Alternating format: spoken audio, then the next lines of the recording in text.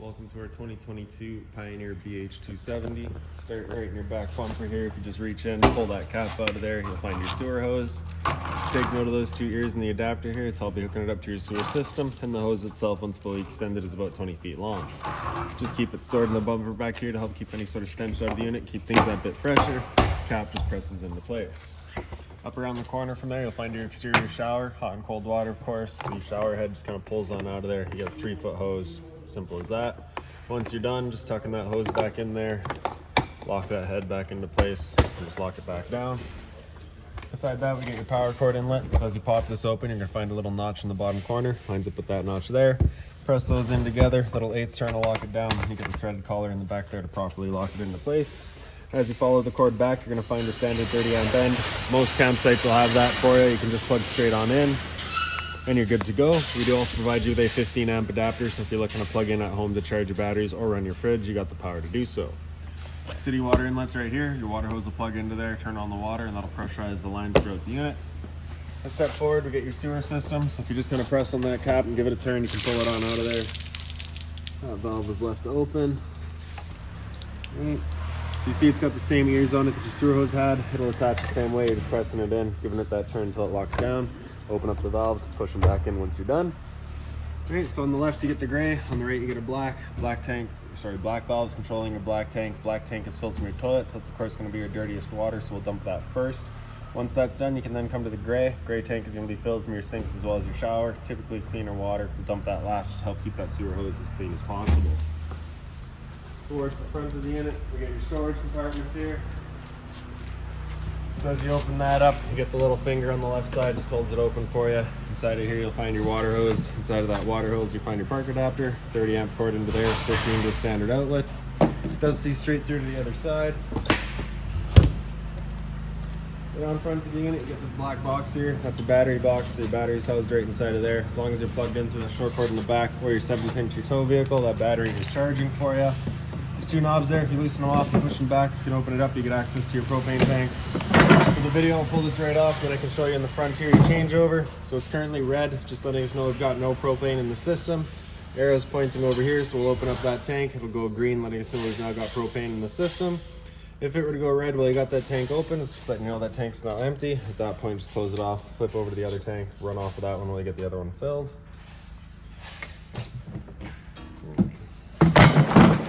In front's a power tongue jack, so you get the light switch on the right there. Up is up, down is down. Other end of your storage compartment. Right. So manual overrides up on the top there. The little silver one is for your tongue jack up front. This big one here is for all of your stabilizer jacks. Your stabilizer jacks are electronics. They just run off of this guy here. The press hose extend and you'll see it make its way down. Now they just equalize. They're not going to level the unit. They're just going to stabilize it. So once that leg hits the ground, you'll hear it kind of load up the motor. Once you hear that, you stop. If you're to continue extending, you can strip the gears right out of that motor, which of course you don't want to be doing. Once you're done, just pressing and holding retract until they suck up all the way, and that's that. Manually override them. At the end of the rod, there's a little connection there. You just slide onto that. Simple as that. Hot water tank here, so just line up that keyway and you can pop it on open. All your controls for turning it on are just inside of the unit. Before turning it on with either source though, you just want to hit this relief valve right there. You should be getting that water coming out. If you're not getting any water out, there's a chance that it's empty. At that point, you just want to make sure that your water's all turned on with this guy filled up before you fire it up, just so you're not running the risk of burning it out. Once you're done, just lock it with the keyway. Straight underneath it, you can see low point drains here. So as you open up these valves, it just allows the water system to drain itself out. The two long ones, low points. The small one here is just your freshwater tank drain. So as you open that up, it just drains out the freshwater tank. Simple as that. Cable and satellite outlet, as well as a geofire protected outlet. So if you're looking to have TV outside, you can. Your freshwater inlet right there. Just plug your water hose into there, turn on the water, and that'll fill up your freshwater tank. Straight up from there, you'll find a sticker stove vent. So of course, just got that little flap there. Just open that up. It allows your stove to just evacuate any sort of smoke, grease, or fumes. Once you're done, tucking it back into place until it clicks, and that'll prevent any dust from kicking up. Two exterior speakers right beside it there. Fridge vent here, nothing really there for you to worry about. It's just kind of service port or vent. Down below, it's the exhaust for your furnace. Black tank flush. So you may notice over time after having gone and dumped your black tank, your monitor panel is still reading 1/3 or 2/3. Typically it's just some debris inside of the tank hanging between the probes. So what you'll do is just take your water hose, plug it into there, open up that black valve, turn on the water, and that'll flush out that tank for you. This little T-latch would slide into there, just holds the door open for you. You have the same thing for the door up front. The rear entrance is to your bathroom, the front entrance to your living room. Switch for your rear stabilizer jack there. You do get the tailgate storage system, so you just have the quick pins. You pull those out, it allows the gate to just kind of fall down. Spare tire, of course. Straight up from there, you'll find your pre-wired mount for a rear view or observation camera. And then on the left side here, you have your cable and satellite inlet. So now we'll make our way inside of the unit. We'll go in that front entrance. So your assist handle just up 90 degrees and then it'll fall into place and we can open up the door. Blue handle here in towards the center, and you can open up your steps. These little tabs there, if you to push them in, you can extend or retract your legs based on your campsite needs. As you come inside, first things first, right on the left, you get your fire extinguisher. That's standard, pull the pin, point and shoot. Kind of up from there, you have your monitor set panel. So on the top there, you have your water pump switch. So as you turn that on, turns on your water pump, drawing out of a fresh tank to pressurize your lines. Your water heater on gas is right in the middle there. So you turn that on, you get that little red light there letting you know that the ignition sequence will start. Once that sequence is started, that light will go out. It's going to try that 3 times. If after the 3rd try it hasn't fired up, that light's going to come on and stay on. At that point, just turn it off and back on to reset it.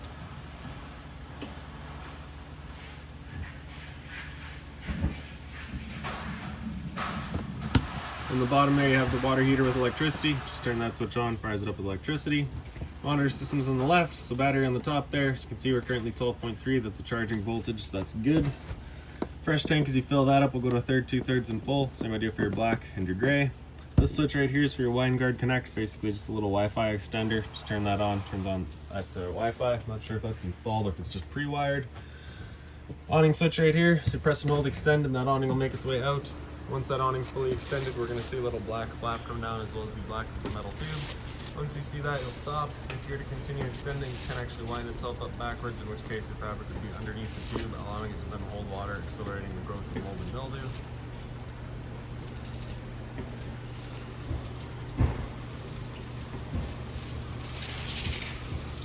It's just a little bit stickier today, so we'll bring it back in. Should help. There it is. Alright. Now if it were to start raining, it's of course going to hold some water anyways. So what you can do is grab either arm, front or rear, just pull straight down on it. You can see that changes the pitch of the awning out at the head, allowing water to then run off. So if you like that angle better because it does give you more shade, you can do the same thing with the arm in front. Before you bring it back in though, you just want to make sure those arms are back out straight and fully extended, just so you're not running the risk of bending it. Then we'll press and hold the track, the awning will make its way back in. Last thing to keep in mind with your awning is that it does catch a lot of wind, so once you get up to about 15, 20 kilometers an hour wind, you want to bring it back in, again, just so you're not running the risk of bending your arms. While we're waiting on that, we'll go through these 2 light switches here. So the one on the right is going to do your awning strip outside, so you'll be able to see that pretty good right now. The one on the left does all of your interior lights.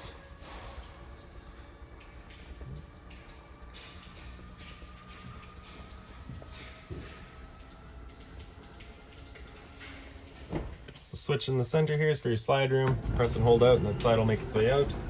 Once that slide's fully extended, we're just going to hear some clicks from the motors letting us know they've reached their stall.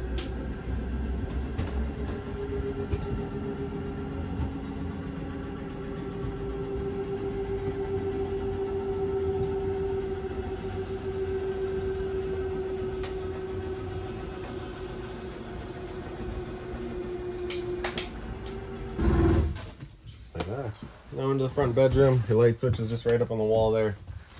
The blinds throughout the unit, you pull them down, they just kind of sit where you leave them.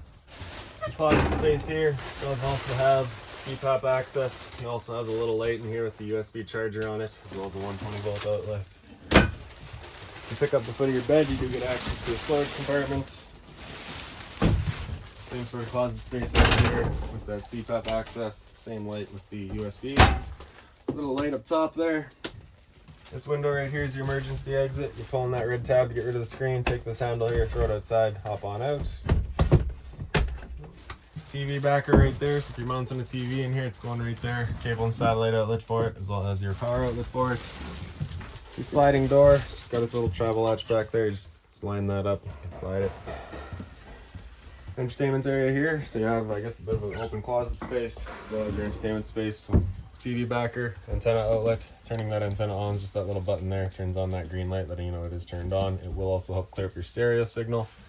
Stereo, pretty straightforward there. Power button's going to turn it on. If you press it again, that'll mute it. Press and hold to turn it off. All your inputs right there. Zone 1 is your inside set. Zone 2 is your outside set. More storage. In the slide, your lights are just on their own center switch there. USB charging right in the center.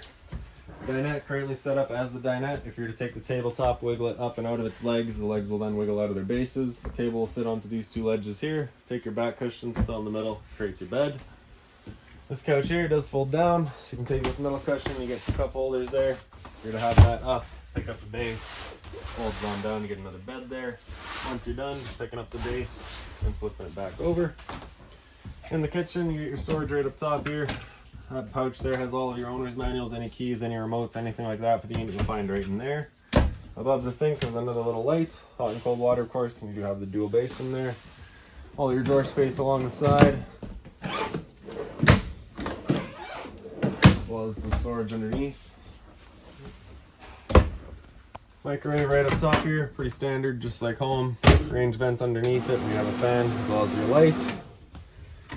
Bifold cover just flips on back. Turn your knob over to light, like the sparker. You can set the fire right up. Once you're done, just turning them back off, letting it cool down, and then bringing the cover back over it. For the oven, you're going to grab a lighter, open it up, turn that knob over to pilot, press it in and hold it. And right in the back, you can get that pilot light going. Once you have it going, you just hold the knob in for another couple of seconds, then you can release. The flame will then hold itself. Turn up to your desired temperature, and she fires right up. Once you're done, you can turn it back down just to pilot. It'll hold just that pilot light for you, but if you're traveling, you just want to make sure it's right off. Freezer up top here. So where you're going to find your controls. The power button on the left there with it at flush, that's it turned on. The button on the right, over flush, is it running on gas. If that check light were to come on, it's just letting you know it hasn't fired up. At that point, just off back on to reset it. To run it on auto, you're going to have that button come in to flush. It'll light up auto. It'll run on 120 volt AC. If that were taken away, it would automatically flip over to gas. So freezer up top there, of course, and fridge down below. Temp selection in the top right corner there. Return air down underneath it for your furnace, just making sure that's not blocked off. Some pantry space here. Underneath that, you'll find your converter. Press it top and center, it pops on open. All of your breakers in the middle here. Whenever a breaker breaks, it sits in the center, so turn it off and then back on to reset it. All of your fuses are on the right side. Whenever a fuse pops, there's a little red LED right beside it, letting you know exactly which one went. Into the bathroom.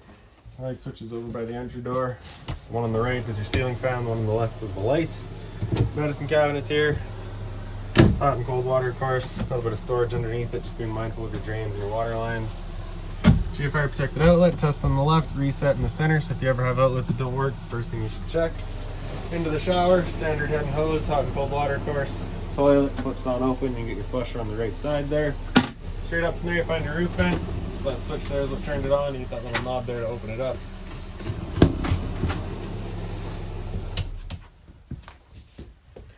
In the bunk space, they're pretty well both identical. You have the light in the right in the back there. That's similar to the lights that you have in your front closet spaces. They got USB charging there as well as their own switch.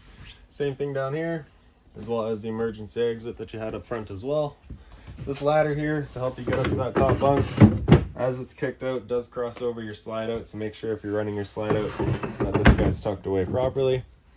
Thermostat there, press that bottom bar to wake it up. It'll then come into fan low and then fan high. After that, it'll come into cool high. So this is where the compressor will cut in and out as needed. It'll leave the high fan on all the time. Same idea in cool low, just now it's going to use the low fan. Cool low auto is where it becomes on demand. Both the compressor and the fan will cut in and out as needed. Just of course the difference being the lower the high fan. Temp selection at any points just with your arrows. After cool high auto, it'll come down into heat. It'll turn off the air conditioner, turn on your furnace. Your furnace is moving its air through all of your floor registers. And after heat, if you hit that bar again, it'll come down to off. With your air conditioner running, you've got two different options for air movement. You can have these two louvers here closed, in which case we'd be using all of our ceiling ducting to move the air, or you can open them up and it just dumps all of its air into the living room here. So when you first get out to your campsite, you want those open, cool off this area as quickly as possible, and you can close them off, start moving the air throughout. Straight down from your thermostat, you're gonna find your LP detector. Propane's heavier than air, it sits on the floor. Again, detects going off just like a smoke detector. And the smoke detector itself is right by your entertainment space here. Simple as that. So if you've got any other questions on the unit, please feel free to give us a call, 204-237-7272.